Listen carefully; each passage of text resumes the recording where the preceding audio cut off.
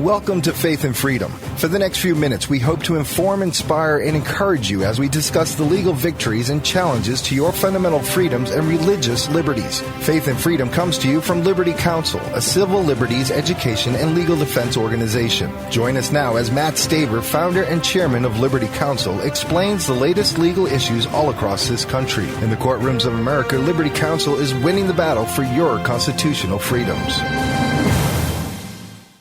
Aaron Vaughn was part of SEAL Team 6, the SEAL team that ultimately took out Osama bin Laden. He was also part of a tragedy on August 6, 2011, when his Chinook helicopter was shot down and he and 29 other fearless American warriors died. I'm Matt Staver, founder and chairman of Liberty Counsel. Joining me today is Karen Vaughn, Aaron's mother. Welcome to Faith and Freedom, Karen. Hi, Matt. Thank you for having me on again. Thank you for joining us. We talked yesterday on Faith and Freedom with regards to Aaron, an incredible story where he actually, when he was playing football as a young man, blew out his ACL in the knee and also was even starting to go blind in one eye. But despite those physical challenges that he encountered, he still qualified to be a SEAL. Very incredibly challenging ordeal to do. And also completed numerous deployments around the world, including Afghanistan and Iraq. And, of course, it was his team that was part of the team that took out Osama bin Laden. Karen, we left off yesterday with regards to on the fact that when Joe Biden, Vice President Joe Biden, publicly stated that it was SEAL Team 6 that took out Osama bin Laden, that essentially painted a target on SEAL Team 6. And shortly after that, the chatter began that SEAL Team 6 was going to be targeted by these terrorists.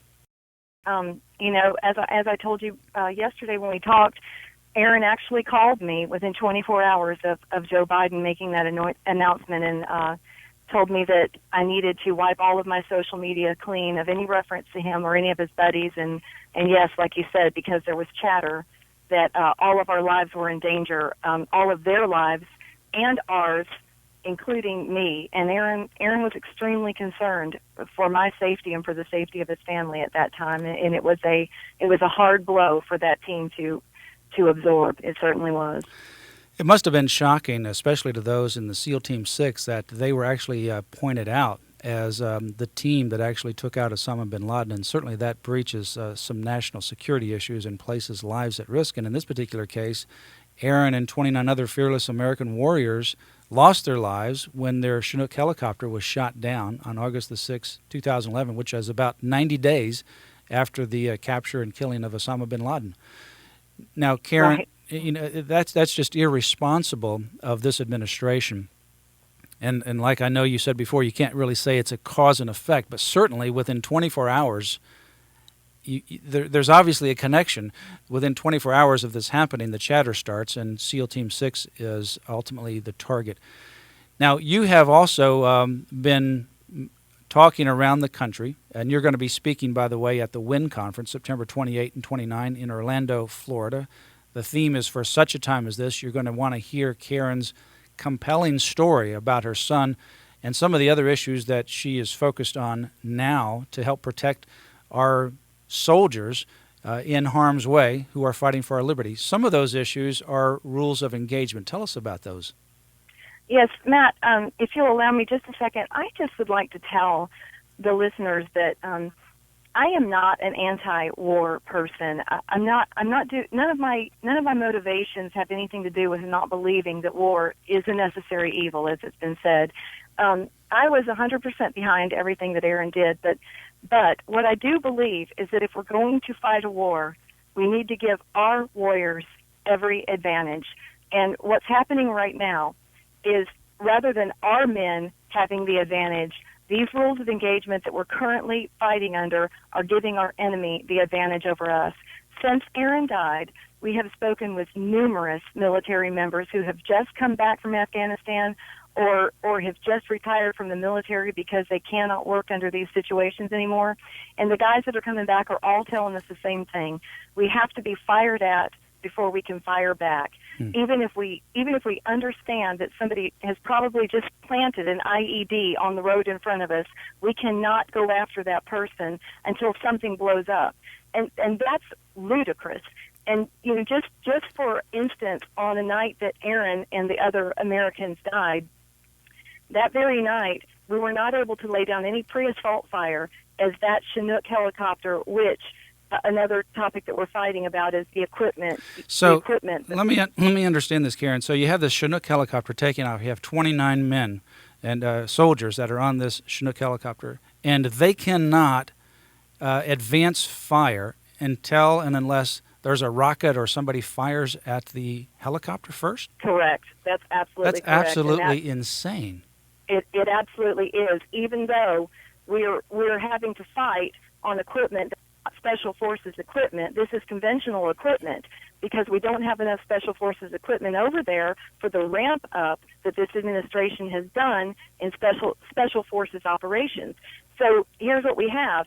We have a CH-47D Chinook, which is making a big runway, slow, guided landing into a hotbed of terror, a place that where we were entering was so dangerous that the landing zone had to be approved out of theater. It couldn't even be approved in theater because of the risky nature of this operation that night. And because of the rules of engagement, yes, we were not even allowed to lay down pre-assault fire just to get people to duck their heads because it could be perceived as aggressive and could damage our efforts to win the hearts and minds of our enemy. And this is unacceptable for me. My son's life was worth more than that. And, and one thing that I've really learned, the reason we're fighting so hard about the ROEs is because, once you have lost a child, you knew the risks. We knew the risks. We understood. I don't want anybody to believe we were naive about this. We absolutely understood every time Aaron left that he might not come home, and Aaron understood that as well.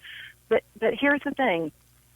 When it happens to you, it's no longer just a soldier who dies, and I think Americans are real comfortable hearing about soldiers who died. I mean, it bothers us for 10 minutes, and then we just move on. But the thing that I just want everybody to wake up to is these are sons and daughters and fathers and husbands. And Aaron left behind 2 little babies. His daughter was 3 weeks old when he deployed, 9 weeks old when he died. And his son was just a little over 1 year old. And, these are real people. They're human beings who do. They volunteer to go out and offer their lives, for our freedom. And once you're involved, everybody around us who's been intimately involved in Aaron's death has understood for the first time. I hear this over and over again. Oh my gosh, these soldiers are people. They have circles of loved ones that have lost so much. So every single death represents possibly up to hundreds of people who are adversely affected for the rest of their life. And it's not acceptable to lose these men and women to poor rules of engagement. That is completely unacceptable. No, I agree with you 100%, and I think everyone listening to this program would agree with you as well. And certainly, our heart goes out to you and your husband Billy and your other children, and certainly to Aaron's wife and his children as well, who lost a dear son, a husband, and a father. And it's just completely unacceptable when you have Aaron, for example, after 9/11, having the commitment to his Lord and also to his country, willing to put his life at risk, and going through the rigorous training, going into these different places around the world in Afghanistan and Iraq, and then the rules of engagement that we have tie his and other soldiers' hands and literally puts them at risk. That's just completely unacceptable. And I pray that your campaign to bring this to light, because most people don't know about this. It's not being talked about on any of the media, frankly. No, it's not. And your voice is a voice for many men and women who have gone before you, and those whose lives are at risk as we move forward because of these absolutely outrageous, ridiculous rules of engagement. Well, we're talking to Karen Vaughn. She is the mother of Aaron Vaughn. He was the brave American who really gave meaning to Patrick Henry's famous words, "Give me liberty or give me death," part of SEAL Team 6. 24 hours after the SEAL team took out Osama bin Laden and Vice President Joe Biden announced that it was SEAL Team 6, the chatter began, putting SEAL Team 6 and even Karen and her family at risk. And 90 days later, he was shot down in a Chinook helicopter. And again, because of these rules of engagement, that helicopter was not allowed to advance fire until it was fired upon. Well, that is too late. When a rocket comes to the helicopter and it's already targeted and locked on to the helicopter, it's too late to advance fire. You're already under the gun. Well, Karen is going to be speaking at the WIN conference, Women Impacting the Nation. For such a time as this is the theme, Women Impacting the Nation, September 28 and 29. Go to Liberty Counsel's website, lc.org, to hear Karen's story and many others as well at the Women Impacting the Nation Conference, Orlando, Florida, First Baptist Orlando, September 28 and 29. Visit lc.org. We'll see you there. You have been listening to Matt Staver of Liberty Counsel. We hope that we have motivated you to stand up for your faith, family, and freedoms. We can accomplish a lot when we work together. Get informed and get involved today. Sign up for our free monthly newsletter, The Liberator. We will send it out to you free of charge. Stay informed with our Liberty Alert email updates. Just click on the website at www.lc.org or call us at 1-800-671-1776. Tune in next time to learn more about your rights right here on Faith and Freedom.